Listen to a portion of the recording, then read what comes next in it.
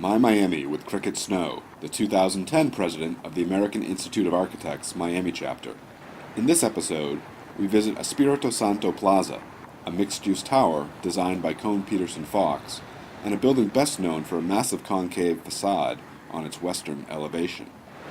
Well, I think if you ask a lot of architects in Miami what are their favorite high-rises, you'll probably get this on the top of the list. But for me, it's not just one of my favorites in terms of high-rise, it's really one of my favorites across Miami.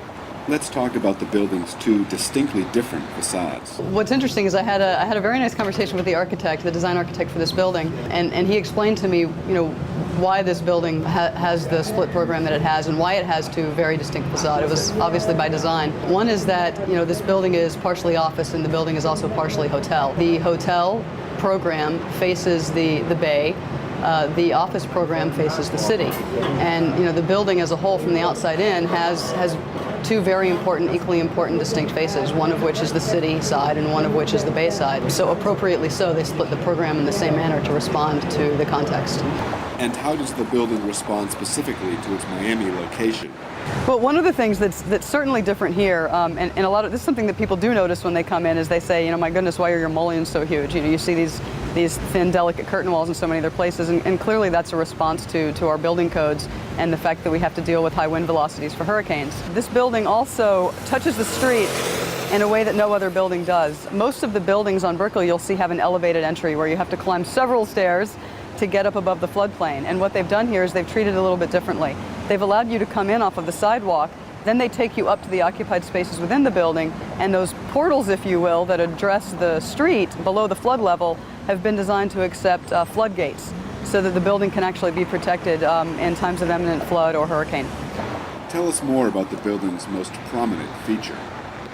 One of the things I learned in the discussions with the architect about the building is that this is not just a formal move on the facade of the building, but in fact it represents the geometry of the program as well as an urban gesture to the city facade. So in fact they felt it very important to hold the corners of the building in their location so that they could have an appropriate address of the sidewalk, if you will. And then as the program decreased, they were able to, in the floors above, they were able to pull the facade back. And so by holding the corners at the lower floor and pulling back at the upper floors, the floor plates themselves actually decreased and they were able to create this geometry. I think what's also nice about the concave geometry on the facade is although it's rooted in sort of the program and the urban gesture, it allows the building to offer an icon to the city, which many of the other buildings don't necessarily do. There's this theme throughout the building of always crossing over water, and I'm sure that they pulled that from the idea that they're facing the bay, and that the majority of the hotel program actually faces the bay.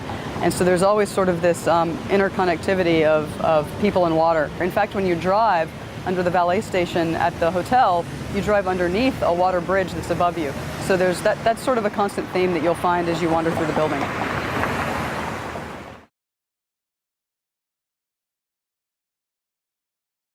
When this building was being built, everybody was paying attention. I mean, everybody was paying attention. It was sort of the new wave of construction on Brickell. Up until this building and some of the others around it, Brickell was sort of, it was known with its 80s iconic architecture, which was also very important.